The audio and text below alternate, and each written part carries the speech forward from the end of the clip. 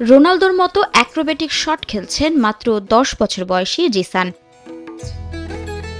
কখনো এক পায়ে, কখনো দুই পায়ে, কখনো আবার পিঠে রেখে ঘন্টার পর ঘন্টা ফুটবল নাচিয়ে যাচ্ছে জিসান। দেখে মনে হবে ফুটবল যেন কথা শুনছে এই ছোট্ট জাদুকরের। আমি শিখছি, অনেক কিছু শিখছি। মাথার মধ্যে বলবো, গাড়ে বল লেখে, গঞ্জি খোলা, সবকিছু শিখছি, অনেক কিছু। ইউটিউবে ম্যারাডোনা, মেসি আর রোনালদোর খেলা দেখে দেখে নিজেই শিখে ফেলেছেন ফুটবলের নানা কলাকৌশল। আমি মেসি, রোনালদো, ম্যারাডোনাকে দেখে আমি ইউটিউবে দেখে শিখছি আমি এগুলা। পায়ের জাদুতে তাক লাগিয়েছে কিশোরগঞ্জের এই খুদে ফুটবলার। বয়স মাত্র 10, পড়ছে ৫ম শ্রেণীতে। নাম তার জিসান, তবে নামের চেয়ে বেশি আলোচনায় এখন তার অসাধারণ ফুটবল নৈপুণ্য।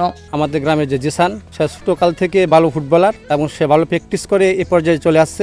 জিসানের কাছে আমরা আশা করি সে আরো ভালো খেলে আমাদের গ্রামকে যেন উজ্জ্বল করে সারা বিশ্বের কাছে। গ্রামবাসীর করা ভিডিওতে দেশবাসীর নজর কাড়ে এই খুদে ফুটবলার। স্থানীয়রা এখন তাকে ডাকে খুদে ম্যারাডোনা নামে। তার বল নিয়ন্ত্রণ ও দক্ষতা দেখে অবাক সবাই। ফুটবল যেন পা থেকে পড়তেই চায় না, এমনকি পিঠে বল রেখে গেঞ্জি খুলে আবার সেই গেঞ্জি পড়তেও পারে সে বল না ফেলে।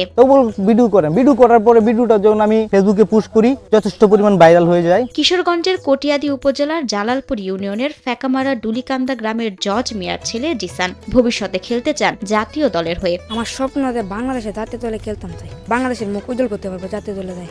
হিরন আরো মিনারেল ওয়াটার মাত্র 50 পয়সায় প্রতি লিটার। 5 বোনের এক ভাই জিসান, যার প্রতিভায় গর্ব করেন জিসানের বাবা জজ মিয়া। আসমে এক্সেলি খেলার লাগি খুব ভালো, সে অনেক খেলতেছে, মানে সবাই মোটামুটি ভালোই।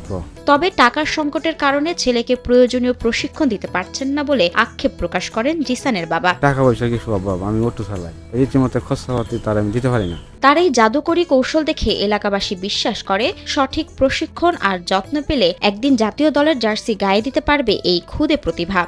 ওরে যদি একটু যত্ন নেওয়া যায়, ওর প্রতি যদি একটু খেয়াল রাখা যায়, ও ভালো কিছু করতে পারবে দেশের জন্য আর কি।